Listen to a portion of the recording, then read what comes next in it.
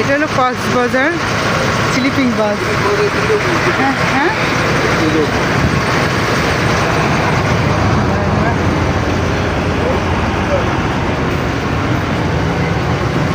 ও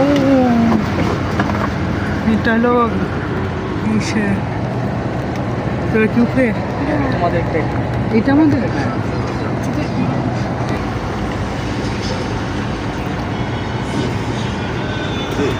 জি বলো। এই যে জুতা রাখার জায়গা, আর এই যে এখানে শুতে শুতে চলে যাব ঢাকা।